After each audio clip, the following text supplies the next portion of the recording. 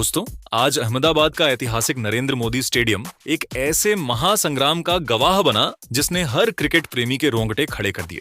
भारत और दक्षिण अफ्रीका के बीच 5 मैचों की इस बेहद रोमांचक T20 सीरीज का आज ग्रैंड फिनाले खेला गया, जहां सीरीज पूरी तरह बराबरी पर थी और यह मुकाबला तय करने वाला था कि ट्रॉफी किसके नाम होगी। अहमदाबाद की इस सुनहरी शाम में जो भी टीम जीतती, खिताब उसी के सिर सजना था। इसी वजह से दोनों ही टीमों के खिलाड़ी पूरे जोश और जुनून के साथ मैदान पर उतरे। टॉस के लिए जब सिक्का उछला तो किस्मत ने दक्षिण अफ्रीका के कप्तान एडन मार्करम का साथ दिया और पिच में मौजूद हल्की नमी को ध्यान में रखते हुए उन्होंने पहले गेंदबाजी करने का फैसला किया, जिससे भारतीय टीम पर बड़ा स्कोर खड़ा करने की जिम्मेदारी आ गई। भारतीय पारी की शुरुआत करते हुए अभिषेक शर्मा ने पहले ही ओवर में अपने तेवर दिखा दिए। लुंगी एनगिडी की ओर से डाली गई चौथी गेंद पर उन्होंने निडरता के साथ आगे बढ़ते हुए गेंद को सीधे डाउन द ग्राउंड भेजा और शानदार चौके के साथ अपना और टीम इंडिया का खाता खोला, जिससे स्टेडियम में बैठे दर्शकों का उत्साह चरम पर पहुंच गया। दूसरे ओवर में गेंदबाजी करने आए विश्व प्रसिद्ध तेज गेंदबाज मार्को यानसेन का अभिषेक शर्मा ने कुछ ऐसे अंदाज में स्वागत किया कि दक्षिण अफ्रीकी खेमे में खलबली मच गई। ओवर की पहली गेंद को उन्होंने बैकवर्ड पॉइंट के ऊपर से खूबसूरती से स्लाइस कर चौका बटोरा। फिर अगली ही गेंद पर चार्ज करते हुए डीप बैकवर्ड पॉइंट की दिशा में एक और कड़क चौका जड़ दिया। अभिषेक यहीं नहीं रुके और तीसरी गेंद पर बाहरी किनारे का सहारा लेते हुए गेंद को शॉर्ट थर्ड के ऊपर से बाउंड्री के बाहर भेजकर चौकों की हैट्रिक पूरी कर दी। इसी ओवर की आखिरी गेंद पर संजू सैमसन ने भी अपने इरादे जाहिर कर दिए और मिड विकेट के ऊपर से 85 मीटर लंबा दर्शनीय छक्का लगाकर पूरे स्टेडियम को झूमने पर मजबूर कर दिया। तीसरे ओवर में गेंदबाजी करने आए ऑटनील बटमैन की पहली ही गेंद पर संजू सैमसन ने अपनी क्लास दिखाते हुए एक लाजवाब स्ट्रेट ड्राइव खेला और गेंद को 4 रनों के लिए बाउंड्री के बाहर भेज दिया। इसके बाद तीसरी गेंद पर उन्होंने हवा में लहराता हुआ शॉट खेलते हुए मिड ऑन के पास से एक और खूबसूरत चौका निकाला। संजू की बल्लेबाजी उस वक्त किसी कविता जैसी लग रही थी और उन्होंने ओवर की 5वीं गेंद पर एक बार फिर से सीधा खेलकर अपना तीसरा चौका पूरा किया, जिससे भारत ने शुरुआती 3 ओवरों में ही मजबूत और आक्रामक शुरुआत कर ली।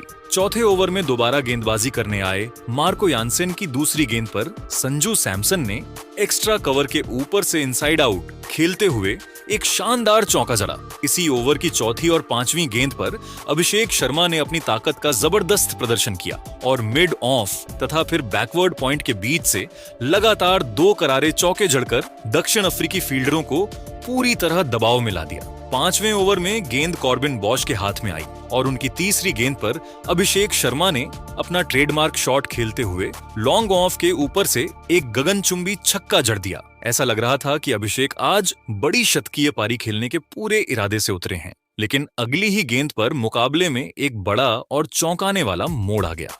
कॉर्बिन बॉश की तेज बाउंसर पर पुल शॉट खेलने की कोशिश में अभिषेक शर्मा गेंद को ठीक से टाइम नहीं कर पाए और गेंद उनके दस्तानों से लगकर पीछे की ओर चली गई, जहां विकेट कीपर क्विंटन डीकॉक ने डाइव लगाते हुए आसान सा कैच लपक लिया। अभिषेक शर्मा 21 गेंदों पर 34 रनों की तूफानी पारी खेलकर पवेलियन लौटे, जिसमें 6 शानदार चौके और एक जबरदस्त छक्का शामिल था। उनके आउट होते ही कुछ पल के लिए पूरा स्टेडियम खामोश हो गया।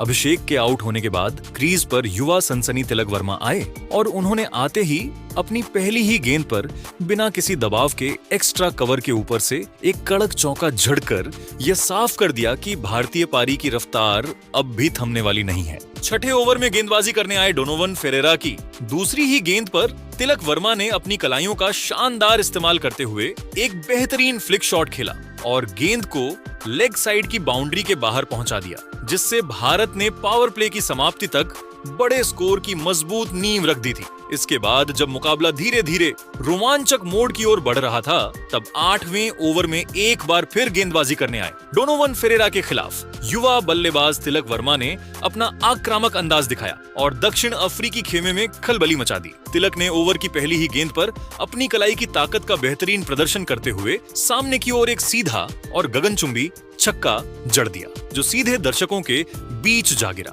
तिलक यहीं नहीं रुके और अगली ही गेंद पर अपनी जबरदस्त चपलता और तकनीक का परिचय देते हुए एक खूबसूरत रिवर्स स्वीप खेला और गेंद को बैकवर्ड पॉइंट की दिशा में 4 रनों के लिए भेज दिया। इन लगातार प्रहारों से दक्षिण अफ्रीकी कप्तान एडन मार्करम की चिंता साफ झलकने लगी, क्योंकि रनों की रफ्तार अब पूरी तरह से बेकाबू होती जा रही थी। इसी ओवर के दौरान एक और हैरान कर देने वाला पल देखने को मिला, जब चौथी गेंद पर स्ट्राइक पर मौजूद संजू सैमसन ने इतना जोरदार शॉट खेला कि गेंद बेहद तेज रफ्तार से सीधे अंपायर रोहन पंडित के घुटने पर जा लगी। यह प्रहार इतना खतरनाक था कि अंपायर दर्द से कराह उठे और उन्हें मैदान पर ही प्राथमिक उपचार देना पड़ा, जिसके कारण खेल कुछ देर के लिए रोकना पड़ा। पूरे स्टेडियम में कुछ पलों के लिए सन्नाटा छा गया, लेकिन जैसे ही खेल दोबारा शुरू हुआ, संजू सैमसन ने अपनी एकाग्रता को बिल्कुल भी टूटने नहीं दिया और ओवर की आखिरी गेंद पर मानो सारा गुस्सा निकालते हुए काऊ कॉर्नर की दिशा में एक विशाल और गगनचुंबी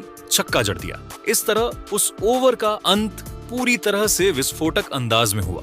इसके बाद 9वें ओवर में कप्तान ने गेंद बाएं हाथ के स्पिनर जॉर्ज लिंडे को सौंपी, लेकिन भारतीय बल्लेबाजों का आक्रमण तब भी नहीं रुका। संजू सैमसन ने इस ओवर की पहली ही गेंद पर अपने अनुभव और क्लास का शानदार नमूना पेश किया और कदमों का बेहतरीन इस्तेमाल करते हुए गेंद की पिच तक पहुंचकर उसे मिड विकेट के ऊपर से एक और दर्शनीय छक्के के लिए भेज दिया। इस शॉट के साथ ही संजू सैमसन 37 रन पर नाबाद थे और अहमदाबाद के इस ऐतिहासिक मैदान पर भारत एक बड़े और यादगार स्कोर की ओर तेजी से बढ़ता हुआ नजर आ रहा था। संजू और तिलक की जोड़ी अब दक्षिण अफ्रीकी गेंदबाजों के लिए एक ऐसी परेशानी बन चुकी थी जिसका कोई समाधान कप्तान मार्करम के पास दिखाई नहीं दे रहा था। लेकिन जैसे ही ऐसा लगने लगा कि संजू सैमसन आज एक बड़ी व्यक्तिगत पारी खेलने जा रहे हैं, तभी अगली ही गेंद पर जॉर्ज लिंडे ने अपनी फिरकी का जादू दिखा दिया। हवा में तेज ड्रिफ्ट लेती हुई एक बेहद खतरनाक गेंद संजू के लिए काल बन गई। संजू गेंद की स्पिन और गति को सही से भांप नहीं पाए और बैकफुट पर जाकर खेलने की कोशिश में पूरी तरह चूक गए। गेंद उनके बल्ले को छकाती हुई सीधे मिडिल स्टंप से जा टकराई और गिल्लियां बिखर गईं। इस तरह एक शानदार और आक्रामक पारी का अचानक अंत हो गया। संजू सैमसन 22 गेंदों पर 37 रन बनाकर आउट हुए और उनकी इस आकर्षक पारी में 4 बेहतरीन चौके और 2 गगनचुंबी छक्के शामिल रहे, जिन्होंने भारतीय पारी को वह तेज शुरुआत दी जिसकी टीम को बेहद जरूरत थी। संजू के आउट होते ही स्टेडियम में कुछ देर के लिए खामोशी छा गई, लेकिन इसके बावजूद भारतीय टीम की रणगति अब भी पूरी तरह से प्रभावशाली बनी हुई थी। 10 ओवरों के खेल की समाप्ति के बाद भारतीय टीम 2 विकेट के नुकसान पर 104 रनों के एक विशाल और मजबूत स्कोर पर पहुंच चुकी थी, जो यह साफ दर्शा रहा था कि भारतीय बल्लेबाजों ने आज दक्षिण अफ्रीकी गेंदबाजों की जमकर खबर ली है। क्रीज पर अब भारत के मिस्टर 360 यानी कप्तान सूर्य कुमार यादव और युवा सनसनी तिलक वर्मा की जोड़ी मौजूद थी, जो किसी भी गेंदबाजी आक्रमण को तहस नहस करने का मादा रखती है। भारतीय टीम आज अहमदाबाद के इस ऐतिहासिक मैदान पर एक बहुत ही बड़े और रिकॉर्ड तोड़ स्कोर की ओर अग्रसर थी, क्योंकि तिलक वर्मा मात्र 14 गेंदों पर 26 रन बनाकर बेहद आत्मविश्वास के साथ नाबाद खेल रहे थे और कप्तान सूर्य कुमार यादव भी अभी क्रीज पर कदम रखते ही अपनी नजरें जमा चुके थे और वे बड़े शॉट्स खेलने के लिए अपने हाथ खोलने के लिए पूरी तरह तैयार दिख रहे थे। पूरे स्टेडियम को उम्मीद थी कि अब रनों का यह सैलाब और भी उग्र रूप धारण करेगा और दक्षिण अफ्रीका के सामने एक अभेद्य लक्ष्य रखा जाएगा। भारतीय पारी के 10 ओवरों के खेल के बाद टीम इंडिया का स्कोर 2 विकेट के नुकसान पर 104 रन था और अब 11वें ओवर में गेंदबाजी करने आए ऑटनील टमैन की पहली ही गेंद पर तिलक वर्मा ने अपने आक्रामक इरादे जाहिर कर दिए। तिलक वर्मा ने ऑटोनील ब्रिटमैन की गुड लेंथ गेंद पर अपने घुटने मोड़कर एक बेहद ही शानदार और सुपर एग्रेसिव लेट कट खेला, जिसने गेंद को बैकवर्ड पॉइंट के दाईं ओर से बाउंड्री के बाहर 4 रनों के लिए भेज दिया। तिलक वर्मा उस समय 18 गेंदों पर 30 रन बनाकर नाबाद थे और भारतीय टीम को एक बड़े स्कोर की ओर ले जाने का प्रयास कर रहे थे। 12वें ओवर में गेंदबाजी करने आए कॉर्बिन बॉश ने पहली ही गेंद पर भारतीय खेमे को एक बहुत बड़ा झटका दिया और कप्तान सूर्य कुमार यादव को पवेलियन का रास्ता दिखा दिया। सूर्य कुमार यादव कॉर्बिन बॉश की लेंथ गेंद पर बड़ा शॉट खेलने के प्रयास में गेंद को सही से टाइम नहीं कर सके और लॉन्ग ऑफ पर खड़े डेविड मिलर को एक आसान सा कैच थमा बैठे। सूर्य कुमार यादव 7 गेंदों पर मात्र 5 रन बनाकर आउट हो गए और उनकी इस पारी में कोई भी चौका या शामिल नहीं था। कप्तान के आउट होने के बाद मैदान पर कुंफू पांड्या यानी हार्दिक पांड्या की एंट्री हुई और उन्होंने आते ही स्टेडियम का माहौल पूरी तरह से बदल दिया। कॉर्बिन बॉश के इसी ओवर की दूसरी गेंद पर हार्दिक पांड्या ने क्रीज से बाहर निकलकर एक फ्लैट लॉफ्टेड ड्राइव खेला, जिसने गेंद को सीधे मिड ऑफ के ऊपर से 6 रनों के लिए स्टैंड्स में भेज दिया। हार्दिक का यह इतना जबरदस्त था कि गेंद सीधे बाउंड्री लाइन पर मौजूद एक कैमरामैन के बाएं कंधे के नीचे जा लगी, जिसके बाद मेडिकल टीम को तुरंत उनकी मदद के लिए आना पड़ा। हार्दिक पांड्या उस समय एक गेंद पर 6 रन बनाकर नाबाद थे और उनकी आक्रामकता ने दक्षिण अफ्रीकी गेंदबाजों के पसीने छुड़ा दिए थे। इसी ओवर की चौथी गेंद पर तिलक वर्मा ने भी अपना हाथ खोला और कॉर्बिन बॉश की बैक ऑफ लेंथ गेंद को मिड ऑन के फील्डर के ऊपर से चिप करते हुए एक शानदार चौका बटोर लिया। 13वें ओवर में गेंदबाजी करने आए कॉर्बिन बॉश की आखिरी गेंद पर हार्दिक पांड्या ने एक बार फिर अपना जलवा दिखाया और कदम बाहर निकालकर पुल शॉट खेलते हुए गेंद को डीप मिड विकेट के बाईं ओर से 4 रनों के लिए भेज दिया। 14वां ओवर भारतीय पारी का सबसे ऐतिहासिक और विस्फोटक ओवर साबित हुआ, जब जॉर्ज लिंडे गेंदबाजी करने आए और हार्दिक पांड्या ने उनके ओवर की धज्जियां उड़ा दी। जॉर्ज लिंडे के इस ओवर की पहली ही गेंद पर तिलक वर्मा ने स्ट्राइक संभाली और स्लॉट में मिली गेंद को लॉन गॉन के ऊपर से एक गगनचुंबी झड़कर हार्दिक पांड्या को भी उत्साहित कर दिया। तिलक वर्मा उस समय 27 गेंदों पर 46 रन बनाकर नाबाद थे और अपने अर्धशतक के बेहद करीब पहुंच चुके थे। इसके बाद स्ट्राइक पर आए हार्दिक पांड्या ने जॉर्ज लिंडे की तीसरी गेंद को अपनी जबरदस्त बैट स्पीड के साथ खींचकर लॉन्ग ऑन के पास से एक करारा चौका जड़ दिया। अगली ही गेंद पर हार्दिक पांड्या ने एक अविश्वसनीय बैकफुट कवर ड्राइव खेला, जो गोली की रफ्तार से बाउंड्री के बाहर 4 रनों के लिए चला गया और पूरा स्टेडियम उनके नाम से गूंज उठा। हार्दिक पांड्या यहीं नहीं रुके और उन्होंने 5वीं गेंद पर बिना गेंदबाज की तरफ देखे एक शानदार नो लुक मिड विकेट के ऊपर से जड़कर दक्षिण अफ्रीकी कप्तान एडन मार्करम को आपातकालीन मीटिंग बुलाने पर मजबूर कर दिया। जॉर्ज लिंडे के इसी ओवर की अंतिम गेंद पर हार्दिक पांड्या ने अपना रौद्र रूप जारी रखा और ऑफ स्टंप के बाहर की गेंद को पूरी ताकत के साथ कवर्स की दिशा में एक जोरदार प्रहार करते हुए चौका बटोर लिया। जॉर्ज लिंडे के इस एक ही ओवर से भारतीय बल्लेबाजों ने कुल 27 रन बटोरे, जिसने दक्षिण अफ्रीकी टीम के मनोबल को पूरी तरह से तोड़कर रख दिया। हार्दिक पांड्या मात्र 7 गेंदों पर 31 रन बनाकर नाबाद थे और उनकी इस पारी में 3 चौके और 3 गगनचुंबी शामिल हो चुके थे। 14 ओवरों के खेल की समाप्ति के बाद भारतीय टीम 3 विकेट के नुकसान पर 158 रनों के एक विशाल और चुनौतीपूर्ण स्कोर तक पहुंच चुकी थी। तिलक वर्मा और हार्दिक पांड्या की इस जोड़ी ने मैदान के चारों ओर रनों की ऐसी बारिश की कि दक्षिण अफ्रीकी गेंदबाज पूरी तरह से असहाय नजर आने लगे। भारतीय टीम अब इस मैच में पूरी तरह से हावी हो चुकी थी और एक ऐसे स्कोर की ओर बढ़ रही थी जिसे हासिल करना दक्षिण अफ्रीका के लिए किसी सपने जैसा होने वाला था।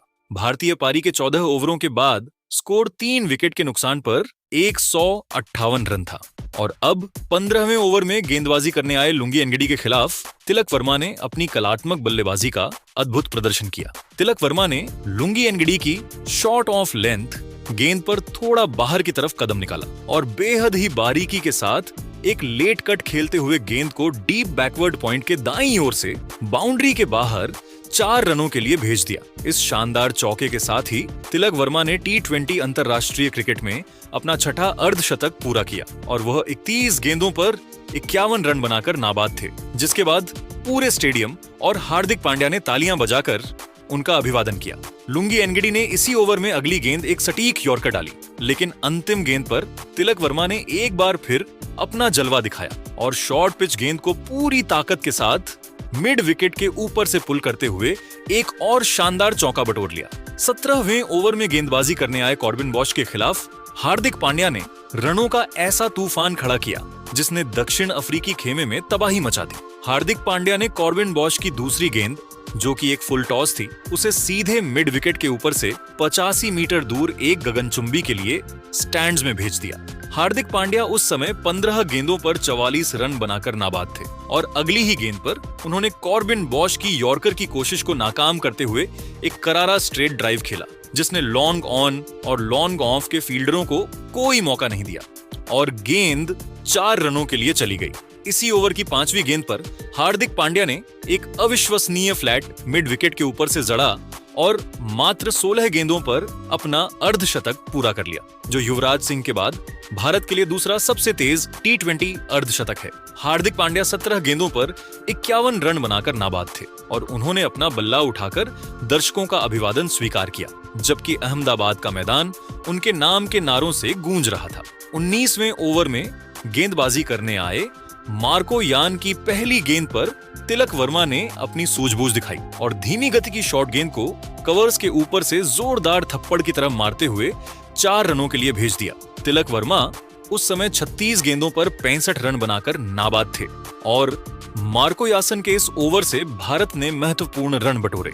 21 ओवर में गेंदबाजी करने आए ऑटनील बटमैन की पहली ही गेंद पर तिलक वर्मा ने चतुराई दिखाते हुए पहले ही अपनी जगह बना ली और यॉर्कर की कोशिश को स्कूप शॉट के जरिए शॉर्ट फाइन लेग के ऊपर से 4 रनों के लिए भेज दिया। लेकिन इसी ओवर की तीसरी गेंद पर भारतीय टीम को एक बड़ा झटका लगा जब हार्दिक पांड्या एक लो फुल टॉस गेंद को सीधा डीप मिड विकेट पर खड़े रीजा हेंड्रिक्स के हाथों में मार बैठे।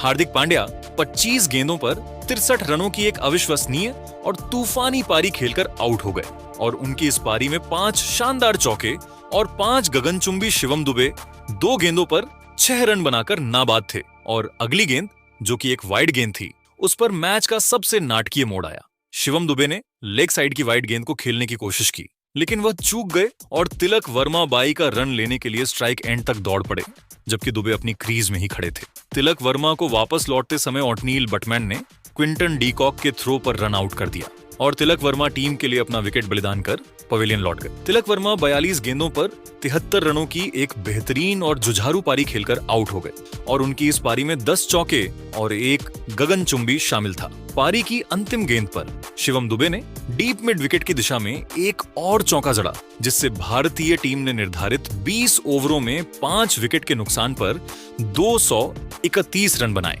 रनों का एक विशाल और हिमालय जैसा स्कोर खड़ा किया। भारत के दिए गए पहाड़ जैसे लक्ष्य का पीछा करने उतरी दक्षिण अफ्रीका की टीम को तेज शुरुआत की दरकार थी और सलामी जोड़ी क्विंटन डीकॉक और रीजा हेनरिक्स ने उसी इरादे के साथ पारी की शुरुआत की। स्टेडियम में चारों ओर शोर था और हर गेंद के साथ रोमांच बढ़ता जा रहा था। पहले ओवर में गेंदबाजी के लिए आए अर्शदीप सिंह की दूसरी ही गेंद पर क्विंटन डीकॉक ने अपनी कलाइयों का शानदार इस्तेमाल करते हुए खूबसूरत फ्लिक शॉट खेला और गेंद को बाउंड्री के बाहर पहुंचा दिया। अगली गेंद शॉर्ट थी जिस पर डीकॉक ने बैकफुट पर जाकर जोरदार पुल शॉट खेला और एक और चौका बटोर लिया। चौथी गेंद पर अर्शदीप ने बाहर की ओर फुल डिलीवरी डाली जिसे डीकॉक ने शानदार ड्राइव करते हुए सूर्य कुमार यादव के पास से चौके के लिए भेज दिया। दूसरे ओवर में गेंद वॉशिंगटन सुंदर के हाथों में थी और इस ओवर की तीसरी गेंद पर रीजा हेंड्रिक्स ने छोटे लेंथ का पूरा फायदा उठाते हुए कवर पॉइंट की दिशा में कट शॉट खेला और अपनी पारी का पहला चौका लगाया। तीसरे ओवर में अर्शदीप एक बार फिर आक्रमण पर थे और इस बार डीकॉक ने पहली ही गेंद पर आउटस्विंग का अंदाजा लगाते हुए मिड ऑफ के ऊपर से शानदार शॉट जड़ दिया। अगली गेंद फुल टॉस थी जिसे डीकॉक ने पॉइंट की दिशा में स्क्वायर ड्राइव करते हुए चौके में तब्दील कर दिया। चौथी गेंद पर उन्होंने अपनी ताकत दिखाई और मिड विकेट के ऊपर से गेंद को सीमा रेखा के पार भेज दिया, जबकि पांचवी गेंद पर लेग साइड की ओर आती गेंद को बड़े ही चतुराई से ग्लांस करते हुए फाइन लेग बाउंड्री तक पहुंचा दिया। चौथे ओवर में वॉशिंगटन सुंदर दोबारा गेंदबाजी के लिए आए और तीसरी गेंद उन्होंने करीब 100.9 किलोमीटर प्रति घंटे की रफ्तार से डाली, लेकिन डीकॉक ने पीछे हटते हुए उसे मिड विकेट स्टैंड्स में 6 रनों के लिए भेज दिया। इसके साथ ही महज 4 ओवरों में दक्षिण अफ्रीका का अर्धशतक पूरा हो गया। छठे ओवर में सुंदर की ही तीसरी गेंद पर डीकॉक ने मिड विकेट की ओर एक और करारा चौका जड़ा। हालांकि इसी ओवर में भारत को पहली सफलता भी मिली। 7वें ओवर में वरुण चक्रवर्ती ने गेंद संभाली और उनकी एक शॉर्ट गेंद पर रीजा हेनरिक्स फ्लिक खेलने के प्रयास में गेंद को हवा में उछाल बैठे। शिवम दुबे ने अपनी बाईं ओर शानदार छलांग लगाते हुए एक अद्भुत कैच लपका और हेनरिक्स 12 गेंदों पर 13 रन बनाकर पवेलियन लौट गए। उनकी पारी में एक चौका शामिल था। उनके आउट होने के बाद बेबी एबी के नाम से मशहूर डेवॉल्ड ब्रेविस क्रीज पर आए। 8वें ओवर में वॉशिंगटन सुंदर की तीसरी गेंद पर ब्रेविस ने स्वीप करने की कोशिश की, लेकिन गेंद उनके दस्तानों को छूते हुए निकल गई और संजू सैमसन उसे पकड़ नहीं पाए। इसी ओवर की आखिरी गेंद पर डीकॉक ने 1 रन लेकर T20 अंतरराष्ट्रीय क्रिकेट में अपना 18वां अर्धशतक पूरा किया।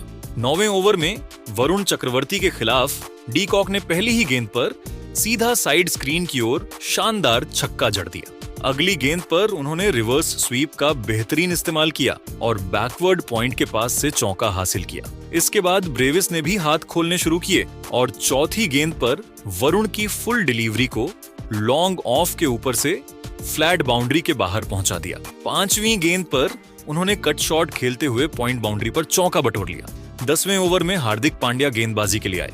पहली गेंद स्लो और फुल डिलीवरी थी जिस पर ब्रेविस के बल्ले का अंदरूनी किनारा लगा और गेंद विकेटों के पास से निकलकर चौके के लिए चली गई। दूसरी गेंद पर हार्दिक ने फिर से फुल गेंद डाली जिसे ब्रेविस ने लॉन्ग ऑन के ऊपर से गगनचुंबी छक्के में बदल दिया। तीसरी गेंद पर चौड़ाई का फायदा उठाते हुए ब्रेविस ने ताकतवर कट शॉट खेला जो रॉकेट की तरह बाउंड्री के बाहर जा गिरा। ओवर की आखिरी गेंद पर डी कॉक ने हवा में शॉट खेला। गेंद सुरक्षित क्षेत्र में गिरी लेकिन उन्हें चौका मिल गया और दक्षिण अफ्रीका की पारी पूरे जोश के साथ आगे बढ़ती रही। 10 ओवर की समाप्ति के बाद दक्षिण अफ्रीका का स्कोर एक विकेट के नुकसान पर 118 रन था। उस समय क्विंटन डी कॉक 65 रन पर नाबाद थे और उनके साथ डेवोल्ट ब्रेविस 29 रन पर नाबाद थे। दक्षिण अफ्रीका को अब जीत के लिए अगली 60 गेंदों में 114 रन चाहिए। दक्षिण अफ्रीका की पारी के 10 ओवर समाप्त होने के बाद स्कोर एक विकेट के नुकसान पर 118 रन था। 118 रन था और जीत के लिए 60 गेंदों में 114 रनों की दरकार थी।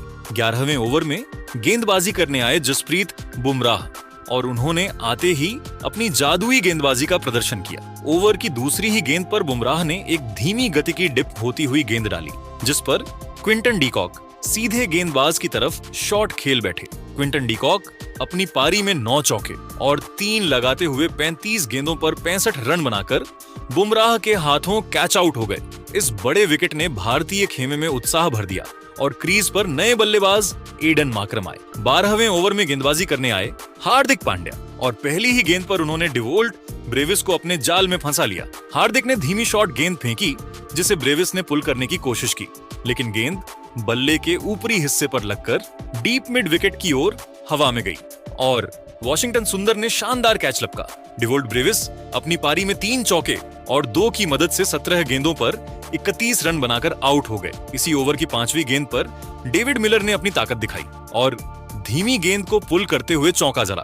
13वें ओवर में गेंदबाजी करने आए वरुण चक्रवर्ती और इस ओवर में काफी ड्रामा देखने को मिला। दूसरी गेंद पर एडन मार्क्रम ने कदमों का इस्तेमाल करते हुए सीधा चौका जड़ा लेकिन अगली ही गेंद पर वह लैप शॉट खेलने के प्रयास में एलबीडब्ल्यू आउट हो गए।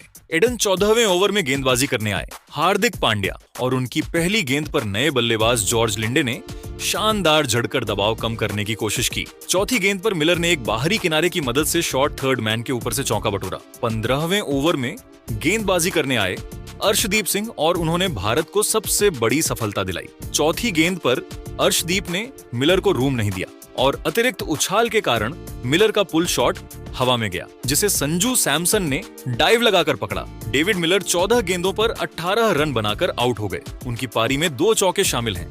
16वें ओवर में गेंदबाजी करने आए वरुण चक्रवर्ती और पहली ही गेंद पर जॉर्ज लिंडे ने कवर के ऊपर से चला। हालांकि अगली ही गेंद पर वरुण ने शानदार वापसी की और गुगली पर लिंडे को बोल्ड कर अपना चौथा विकेट लिया। जॉर्ज लिंडे 8 गेंदों 8 रन बनाकर आउट हो गए पर 16 रन बनाकर आउट हो गए। उनकी पारी में 2 शामिल हैं। इसके बाद मार्को जॉनसन क्रीज पर आए और उन्होंने इसी ओवर की 5वीं और 6ठी गेंद पर लगातार 2 लंबे झटकर मैच में रोमांच पैदा कर दिया। 17वें ओवर में गेंदबाजी करने आए जसप्रीत बुमराह और उन्होंने अपनी चतुराई से भारत की पकड़ मजबूत की। पहली ही गेंद पर बुमराह की स्लोअर डिलीवरी जॉनसन के बल्ले का बाहरी किनारा लेकर सैमसन के हाथों में गई। मार्को जॉनसन 5 गेंदों पर 14 रन बनाकर आउट हो गए। उनकी पारी में 2 शामिल हैं। 18वें ओवर में गेंदबाजी करने आए अर्शदीप सिंह और चौथी गेंद पर कोर्बिन बॉश ने मिड विकेट की तरफ चौका जड़ा। वॉशिंगटन सुंदर की गलती की वजह से यह गेंद बाउंड्री के पार चली गई। 19वें ओवर में गेंदबाजी करने आए जसप्रीत बुमराह और उन्होंने अपनी सटीक यॉर्कर और लेंथ से बल्लेबाजों को बांधे रखा। इस ओवर के बाद दक्षिण अफ्रीका का स्कोर 8 विकेट के नुकसान पर 189 रन था। 20वें ओवर में गेंदबाजी करने आए अभिषेक शर्मा और दक्षिण अफ्रीका को जीत के लिए असंभव 43 रनों की जरूरत थी। दूसरी गेंद पर लुंगी एनगिडी ने मिड विकेट की तरफ शॉट खेला, जहां वॉशिंगटन सुंदर से कैच छूट गया और गेंद चौके के लिए चली गई। अंतिम गेंद पर कॉर्बिन बॉश ने लॉन्ग गफ की तरफ एक ऊंचा शॉट खेला जो के लिए गया। मैच के अंत में दक्षिण अफ्रीका का स्कोर 8 विकेट के नुकसान पर 2001 रन रहा। कॉर्बिन बॉश 17 रन पर नाबाद थे और उनके साथ लुंगी एनगिडी 7 रन पर नाबाद थे। भारत ने इस मुकाबले को 30 रनों से जीतकर अपनी गेंदबाजी की श्रेष्ठता साबित की। हालांकि क्विंटन डीकॉक ने अपनी आक्रामक बल्लेबाजी से भारतीय खेमे को डरा दिया था, लेकिन मध्य ओवरों में वरुण चक्रवर्ती की जादुई फिरकी और बुमराह की कसी हुई गेंदबाजी ने मैच का रुख पूरी तरह भारत की ओर मोड़ दिया। दक्षिण अफ्रीका ने अच्छी शुरुआत के बावजूद निरंतर विकेट गंवाए, जो उनकी हार का मुख्य कारण बना। तो दोस्तों, आपके हिसाब से इस मैच का हीरो कौन रहा, हार्दिक पांड्या या जसप्रीत? बुमराह और वरुण चक्रवर्ती ने भारत को इस मैच में जीत दिलाई। अपनी कीमती राय हमें कमेंट बॉक्स में जरूर बताएं।